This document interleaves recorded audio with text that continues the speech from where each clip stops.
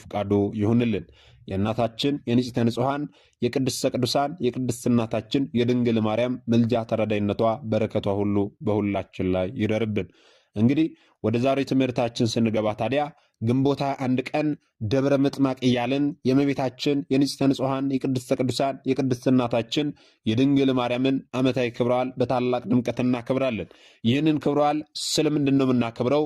በዛሬው ዕለት ምን የተደረገበት ዕለት ስለሆነን የሚለውን ስንመለከት በዛሬው ዕለት ይህንን ክብረ በዓል የምናከብረው የአርያም ንግሥት የሰማይና የምድር እመቤት የሰውነታችንን መመኪያ ንጽሕተ ንጹሐን ቅድስተ ቅዱሳን ድንግል ማርያም ግብፅ በምትገኘው በስሟ በታነጸችው ደብረ ምጥማቅ ቤተ ክርስቲያን ጉልላት ላይ ከግንቦት 21 ቀን እስከ ግንቦት 25 ቀን ድረስ ለተከታታይ 5 ቀናት በመገለጧ ሕዝበ ክርስቲያኑ ይህንን ታላቅ ክብረ በዓል ደብረ ምጥማቅ እያለ ያከብራል ማለት ነው። እንግዲህ ይህንን ደግሞ ብለን ብቻ ማለፍ ሳይሆን እመቤታችን ቅድስት ድንግል ማርያም ደብረ ምጥማቅ በተባለ በስሟ በተሰራች ቤተ ክርስቲያን ጉልላት ላይ በብርሃን መርከብ ተቀምጣ ለተከታታይ 5 ቀናት ተገለጸች ስንል ጥንተ ነገሩን ማወቅ ያስፈልጋልና ወደኋላ መለስ ብለን ጥንተ ነገሩን እንመለከታለን። እንግዲህ ጥንተ ነገሩ እንደምንድን ነው ስንል ለስም አጠራሩ ስግደት ይሁንና ጌታችን መድኃኒታችን ኢየሱስ ክርስቶስ ወደ ግብፅና ወደ ኢትዮጵያ በተሰደደ ጊዜ በዚያ በስደቱ በመከራው ወቅት ጌታችን መድኃኒታችን ኢየሱስ ክርስቶስ በእናቱ ጀርባ ታዝሎ እመቤታችን ቅድስት ድንግል ማርያም ልጇን በጀርባ አዝላ በአህያ ላይ ተቀምጣ ቅዱስ ዮሴፍ አህያውን እየጎተተ እናታችን ቅድስት ሰሎሜ ደግሞ ስንቅ ቋጥራ በራሷ ላይ ተሸክማ እየተሰደዱ ባልንበት ወቅት ላይ በዚያ በስደታቸው በመከራቸው ወቅት ላይ አንድ ቦታ ላይ አርፈው ነበረ። ይህ ቦታ ደብረ ምጥማቅ ይባል ነበረ። ደብረ ምጥማቅ በሚባለው ቦታ ላይ አርፈው ሳሉ ታዲያ እመቤታችን ቅድስት ድንግል ማርያም ያንን ቦታ ወደደችው። መልክዓ ምድሩን ስትመለከት ይህ ቦታ እንዴት ደስ የሚያሰኝ ቦታ ነው እያለች ያንን ቦታ ስለወደደችው ጌታችን መድኃኒታችን ኢየሱስ ክርስቶስ በዚያ በስደቱ ወራት ላይ ቃል ኪዳንን ገባላት። ምን የሚል ቃል ኪዳንን ገባላት ስንል ቦታውን እንደወደደችው ተመልክቶ ቦታውን ባርኮ ለዘላለም ይህ ቦታ ያንቺ መገለጫ ይሁን ብሎ ቃል ኪዳንን ገባላት። ይህንን ብቻ ሳይሆን ደግሞ በዚያ ደብረ ምጥማቅ በተባለች ቦታ ላይ በስሟ ቤተ ክርስቲያን እንደሚታነጽም ቃል ኪዳንን ገብቶላት ነበረ። ትንቢትን ተናግሮ ነበረ። ታዲያ ጊዜው በደረሰ ሰዓት ላይ ደብረ ምጥማቅ ተገድሞ ወይም ደግሞ በስሟ ቤተ ክርስቲያን ተሰርቶ የበርካታ መነኮሳት ቤት ሆነ።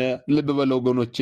ታዲያ እመቤታችን ቅድስት ድንግል ማርያም በልጇ ፈቃድ ግንቦት 21 ቀን እልፍ አላፍ መላእክትን ጻድቃን ሰማዕታትን አስከትላ ወደዚያ በስሟ ወደ ታነጸ ቤተ ክርስቲያን ወደ ደብረ ምጥማቅ ቤተ ክርስቲያን መጣች። በጉልላቱ ላይ በብርሃን መርከብ ተቀምጣ በዚያ ቤተ ክርስቲያን ጉልላት ላይ ለ5 ተከታታይ ቀናት ተገለጸች። በዚያም ታዲያ ሕዝበ ክርስቲያንም ሆነ አሕዛብም ተሰብስበው ለ5 ቀናት ከእመቤታችን ጋር ሰንብተዋል። ወገኖቼ ልብ በሉ። በዚያ በስሟ በታነጸ ቤተ ክርስቲያን ጉልላት ላይ ስትገለጽ ብዙ ሰዎች በእርሷ ለመባረክ የሚፈጠረውን ለመመልከት ይሰበሰቡ ነበረ። እመቤታችንን በአካል መመልከት አይደለም ስሟን መጥራት ነፍስን ከስጋ መለየት የሚችል ጣዕምና ደስታ አለው ወገኖቼ። ይህ ታዲያ ለሚገባውና ላደለው ብቻ ነው። የደብረ ምጥማቅና የአካባቢያ ሰዎች ፈልገው የሚያጡት ጠይቀው የማይፈጽምላቸው ምንም ነገር አልነበረም። ነቢያት፣ ጻድቃን፣ ሐዋርያት፣ ሰማዕታት፣ ደናግል፣ መነኮሳት፣ መላእክትና ሊቃነ መላእክት ለድንግል ማርያም ሲሰግዱ ይታዩ ነበረ። በምድር ሆነው እመቤታችን ቅድስት ድንግል ማርያም በዚያ ጉልላት ላይ ሆና ጻድቃን፣ ሰማዕታት በፊቷ ሲሰግዱላት ሕዝበ ክርስቲያኑ ይመለከቱ ነበረ ወገኖቼ። ልብ በሉ። ሰማዕታትም እንደየክብራቸው ማዕረግ ለእመቤታችን ለቅድስት ድንግል ማርያም ሊሰግዱ ረቂቃን በሆኑ ፈረሶቻቸው ላይ ተቀምጠው ወደ እርሷ ቀረቡ።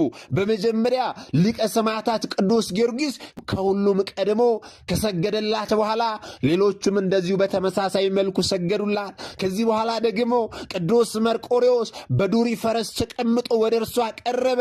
እርሱም እንደዚሁ ሰገደላት። ጻድቃን በአንድነት ቀርበው ለክብሯ ሰገዱ። ቀጥሎም ደግሞ በንጉሥ ሄሮድስ በግፍ የተገደሉ ሕፃናት ለእርሷ ሰገዱ፣ በደስታና በፍቅርም ተጫወቱ። በዚያ የተሰበሰቡትም ክርስቲያኑ ታዲያ እስላሞችና አረማውያን ይህንን ባዩ ጊዜ ደስታ ሞልቶባቸው በተለየ ዓለም ላይ ያሉ ይመስላቸው ነበር። ወገኖቼ ይህንን መጽሐፍ ስንክሳራችን ይነግረናል። ታዲያ ስለ እመቤታችን መገለጥ ብዙ ቅዱሳን አባቶቻችን ተናግረዋል። አባ ጽጌ ድንግልም ታዲያ በደብረ ምጥማቅ ላይ በታላቅ ክብር ለምእመናን የታየችው የአምላክ እናት የድንግል ማርያምን መገለጥ በማኅሌተ ጽጌ ድርሰቱ ላይ እንዲህ በማለት ተናግረዋል። የፊትሽን መልክ ያይ ዘንድ የሞተ ሰው እስኪነሳ ድረስ በደብረ ምጥማቅ ለ5 ቀናት ያህል በተገለጥሽ ጊዜ ማርያም ምን ያህል ደስ ታሰኝ ይኖራል። በቀን የታየው የፍቅርሽን አበባ ይቅርና ሌሊት በሕልሙ ያየሽ ምስጉን ነው ይላል ማኅሌተ ጽጌው ላይ አባ ጽጌ ድንግል ሲናገር። ልብ በሉ ወገኖቼ፣ እዚህ ኃይለ ቃል ላይ ምን ብሏል አባ ጽጌ ድንግል? በቀን የታየ የፍቅርሽን አበባ ይቅርና ሌሊት በሕልሙ ያየሽ ሰው እንኳን ምስጉን ነው እያለ ይናገራል። ታዲያ በደብረ ምጥማቅ ከተሰበሰቡ ሕዝብ መካከል ደግሞ እናትና አባታቸው፣ ዘመዶቻቸው እንዲሁም ደግሞ ባልንጀሮቻቸው የሞቱባቸው ሰዎች ቅድስት ድንግል ማርያም እንድታሳያቸው ለመኗት። እርሷን በለመኗት ጊዜ እንደ ቀደመ መልካቸው አድርጋ ታሳያቸው ነበረ። አንዳንዶች ደግሞ መሐረባቸውን ወደ ላይ ወደ ሰማይ በሚወረውሩበት ጊዜ እርሷ የወደደቻቸው እንደሆነ በእጇ ተቀብላ መልሳ ትጥልላቸዋለች። ሁሉም ለበረከት ይከፋፈሉት ነበረ። እነርሱም ወደ ቤታቸው ለመሄድ በሚፈልጉበት ሰዓት ላይ ተሰናብተውና ተባርከው ወደ ቤታቸው ይሄዱ ነበረ። ለ5 ተከታታይ ቀናት እመቤታችን ቅድስት ድንግል ማርያም ተገልጣ ስትባርካቸው ነበረ።